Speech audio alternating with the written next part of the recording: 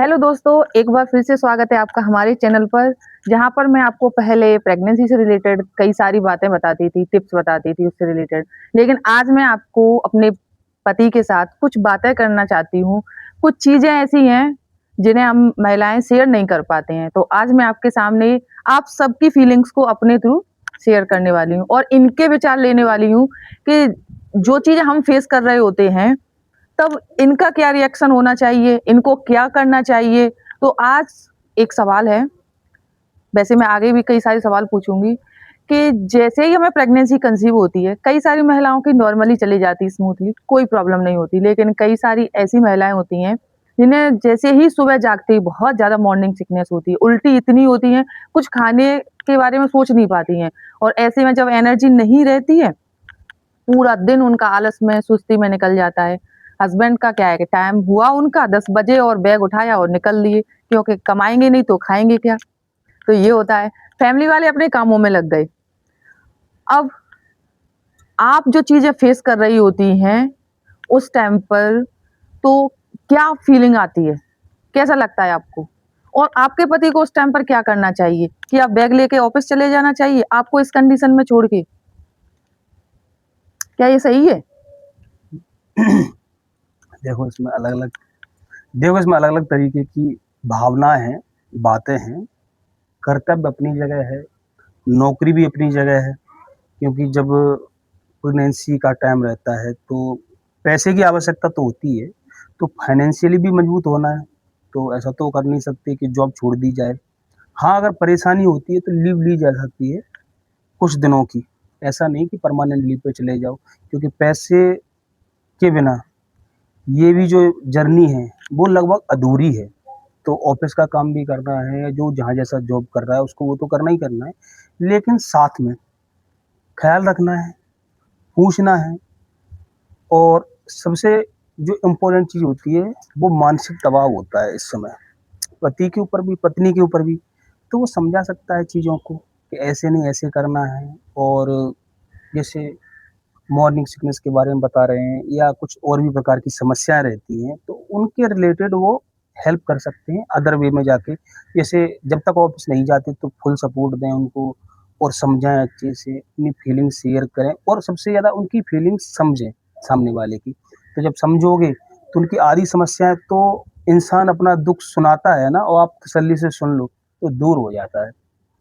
लेकिन एक और है ना कि आप तो ऑफिस चले गए, लेकिन फैमिली में बहुत सारे लोग होते हैं, सास भी हैं, ननद भी हैं, जेठानी भी हैं, बहुत सारे लोग होते हैं जिनके साथ हम रह रहे होते हैं। तो उनका भी तो एक कहना होता है, "अरे! बच्चे तो हमने भी पैदा किए थे, आप कोई स्पेशल हो, इतनी नाज़ुक हो, ज़रा-सी चीज़ों को झेल नहीं पा रही हो। हर चीज़ के लिए दवाई नहीं होती है, नेक-नेक पर आपको मतलब हॉस्पिटल लेके भागते जाएँ, काम नहीं करें।" तो उस टाइम पर इतना गुस्सा आता है, इतना चिड़चिड़ापन होता है, तो ऐसा लगता है कि पति को उस टाइम पे होना चाहिए। तो आपको क्या करना चाहिए? देखो, पति तो हमेशा शादी के बाद ही द्वंद में फँस जाता है कि पत्नी की तरफ बोले या फिर अपने घरवालों की तरफ बोले, हुँ। चूँकि वो बचपन से घरवालों के साइड रहा है। अगर घरवालों की तरफ ना बोलेगा, तो घरवाले भी उसको कोसेंगे, देखो घरवाली आते ही बदल गया, पाला बदल लिया। और अगर घरवालों की तरफ बोलते हैं, तो घरवाली भी बोलेगी, मतलब आपके लिए घर छोड़ के आए, ज़बरदस्ती जैसे छुड़ाया हो हमने, हुँ, हुँ, आपके लिए घर छोड़ के आए और आप मेरी तरफ बोल नहीं रहे। तो वो द्वंद में तो पहले से ही रहता है, और इस कंडीशन में ये द्वंद और बढ़ जाता है। और जब ये द्वंद बढ़ता है तो ये ज़िम्मेदारी भी बढ़ जाती है, और इस ज़िम्मेदारी का जो सॉल्यूशन है, वो क्रोध से नहीं हो सकता। ये शांति से और समझदारी से हो सकता है। इसको बोलते हैं ढनास बधाना, है ना? समझ गए ना? परिस्थिति को थोड़ा-सा स्थिर करने की कोशिश करना है। पत्नी को समझाना है। आप आजकल फ़ोन तो बड़ा नॉर्मल ही है। आप वीडियो कॉल भी कर सकते हो। यानी हम एक-दूसरे के सामने तो हमेशा रह ही सकते हैं, जब चाहे तब परिस्थिति के लिए। ऐसा नहीं कि बॉस डाँट रहा है, गालियाँ दे रहा है और आप वीडियो कॉल पे लगे पड़े हो। लेकिन समझ सकती हो सिचुएशन को, लगता है तो परिवार से भी बात कर सकते हो, समझा सकते हो कि तब की परिस्थिति, आज की परिस्थिति में बहुत अंतर है। और जैसे-जैसे परिस्थिति, शरीर की बनावट और खान-पान बदला है, तो चीज़ें बदली हैं। समझाना ही बनता है और परिस्थिति को समझना पड़ेगा, साधना पड़ेगा, ख़्याल रखना पड़ेगा, और जितना हो सके उतना उस समय मेंटली अपनी वाइफ़ को, उसको सपोर्ट करो। और क्या कर सकते हो? इससे थोड़ा-सा उसको लगेगा कोई तो अपना है। जब अपनापन लगेगा और जितना उसका दुख दर्द गुस्सा है वो सब अपने ऊपर झेलो, उसको सहो, तो उसको थोड़ा अच्छा फील होगा। और आप तब भी उससे प्यार से बात करो, प्यार से हैंडल करो, यही है। और लेकिन दवाई दिलवाते रहो। उस टाइम पर प्यार वाली बातें तो होती नहीं है ना, क्योंकि हम लोग तो पहले से ही परेशान है, क्योंकि हमें खुद नहीं समझ में आ रहा होता कि हमारे साथ हो क्या रहा है, हम खुद नहीं समझ पा रहे हैं। दूसरा, जब कोई कुछ कहता है तो इतना गुस्सा आता है, तो उस गुस्से को किस पर निकालें? गुस्सा असल में किसी पर नहीं होता, गुस्सा इंसान की कमजोरी होता है। मतलब गुस्सा इंसान की कमजोरी का प्रभाव होता है। जैसे जैसे शरीर में कमजोरी आती है, शरीर में अनकंफर्टेबल होता है, तो गुस्सा तो आता है, लाजमी है। लेकिन गुस्से को तो सहना ही पड़ेगा, क्योंकि जब एक परिवार की डोर में बंधे होते हैं, लोग आजकल पता नहीं क्या क्या सोचते हैं, लेकिन शादी संबंध दो परिवारों का मेल होता है, तो परिवार को लेकर तो चलना ही है। लेकिन साथ में मैं फिर भी कह रहा हूँ, पत्नी को महत्व देना ही पड़ेगा। यदि प्रेग्नेंट लेडी है उसको महत्व देना ही पड़ेगा, क्योंकि पहले से वो बहुत सारी चीज़ों को झेल रही है और उस समय उसका मूड स्विंग भी होता है, तो उसको समझाना पड़ेगा। और प्रेम से तो हर समस्या का हल हो ही जाता है लगभग। बस प्रेम शुद्ध होना चाहिए, पवित्र होना चाहिए, और प्रेम में सम्मान होना चाहिए, मान सम्मान होना चाहिए। जब आप सम्मान दोगे, प्रेम करोगे, तो चीज़ें समझ में आएंगी। समझाने से ही तो सब कुछ होता है। समझाने से तो बहुत बड़ी बड़ी समस्या सॉल्व हो जाती हैं, वरना तो फिर महाभारत से भी समस्या सॉल्व नहीं होती।